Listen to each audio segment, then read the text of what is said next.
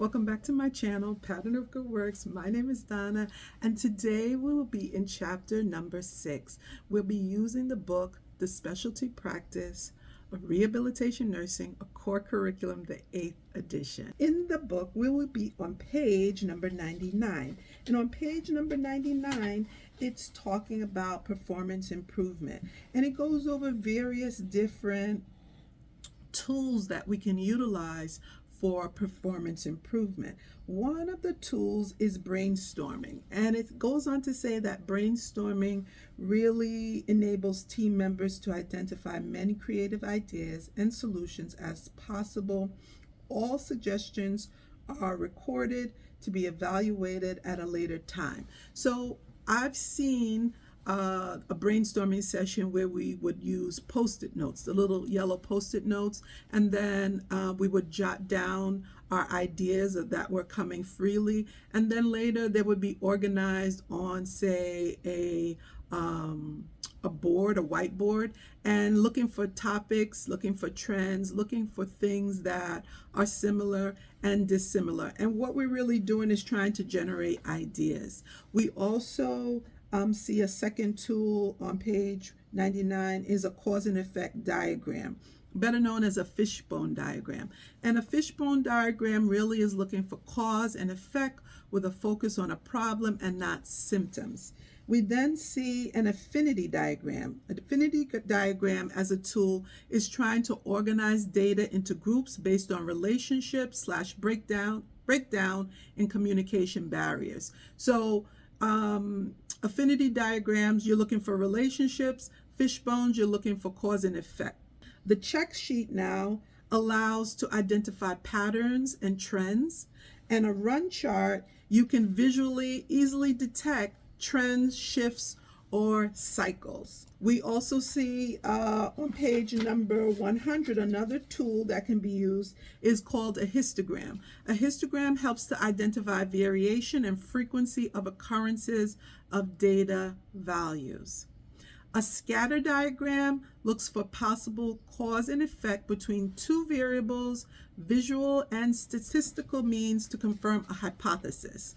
Then we see force fields. Force field analysis identify the forces in place that affect an issue or a problem. Keep positive and remove negative to create an honest reflection. We then see a Pareto chart where bar graphs are used to determine which issue to solve first. So those are the various tools that we see being utilized in performance improvement. In a systematic approach, those tools are employed. It goes on to talk again about the plan, do, check, act approach, which we've talked about in the past. They mention Six Sigma and also the lean approach. And lean is always looking for waste elimination. There's something called the 5 S's, which is to separate, sweep, sort, sanitize, sustain, and standardize work. It's also looking at process mapping, visual management, and problem solving. Those are the lean approach. So on page 100, it talks about the primary accreditation agencies for rehabilitation providers. So the book talks about the Joint Commission. We know the Joint Commission is an independent nonprofit organization, and they really come and they may look at your facilities. If you have a psych facility there, if you have a lab, they will take a look at your lab. If you have off-sites or off campus, for example, you have a smaller satellite office where they perform therapy, they will go to that location, as well as the hospital. And what they're utilizing are those SIG standards, those standards of interpretation guidelines. They're called SIGs. They're going to take those standards and they're going to look to see what is your practice. They want to see, do your policies mirror your actual practice? And they will also talk with the leaders as well as frontline staff to see how are you faring. Are you collaborating together? Is leadership and administration talking to the staff? How does information filter down to the staff? And how do your staff feel about the work that they are doing on a day-to-day basis. So Joint Commission is performing surveys every 3 years, and which is different from, for example, CARF. CARF is the International Nonprofit Organization that again is looking at how do rehab hospitals promote quality, value, and again, optimal outcomes. That's positive outcomes. They are looking to how, again, like in a similar way, how are patients being treated? How is the staff being treated? They're looking at also their standards. They have a set of standards that change frequently, and they're looking to see, are you using the standards that are current? I like when CARF comes because they always, in a collaborative way, talk about what they've seen across the nation, or actually across the globe. CARF is global, and they will also share best practice with you to ensure that care is not only innovative, but it's also timely and in an efficient way. They're committed again to continuous quality improvement.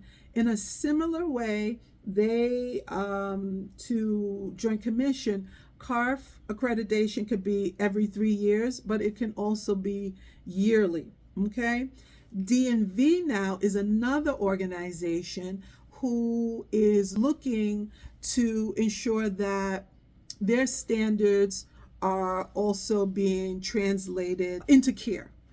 So their standards are called NIHO standards, and the NIHO standards, let me get it right, National Integrated Accreditation for Healthcare Organization. Their NIHO standards also help them on behalf of CMS requirements. They're looking at the CMS requirements to ensure that you're using best practices. So they're looking through the lens of how can we ensure that we're not stressing out the staff, but we are providing the staff with information that is suitable, information that will help them to address problems, and looking at the goals. What goals do we have in common? The goal is to keep patients safe. So they are working also collaboratively with the leadership and with the staff to ensure that we are giving excellent care. They're again looking to lower poor outcomes and to raise and heighten the positive outcomes. So they have ISO 9001 process standards that they are looking to see, are you keeping to the accreditation standards, the NIHO standards. This week we covered a lot of topics. We talked about the various tools that we can use in performance improvement, whether it's a Pareto chart, whether it's histogram, whether you're looking at the fishbone trying to detect cause and effect. There are various tools at the ready for you to utilize in performance improvement.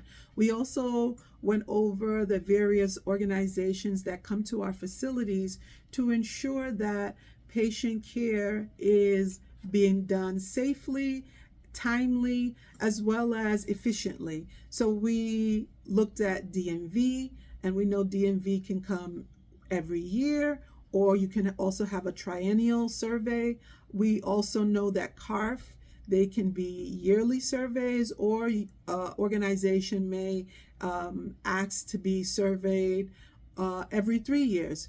Joint Commission is typically every 3 years, but whenever these accrediting bodies come, we want to be ready. We want to stay survey ready. We don't want to have to be getting ready. We want to be ready to have them come in and survey our facility. I want to thank you for taking the time to come along this week on our journey. I want to wish you well. Be sure to like, comment, and subscribe. Have a great day. Take care. Bye-bye.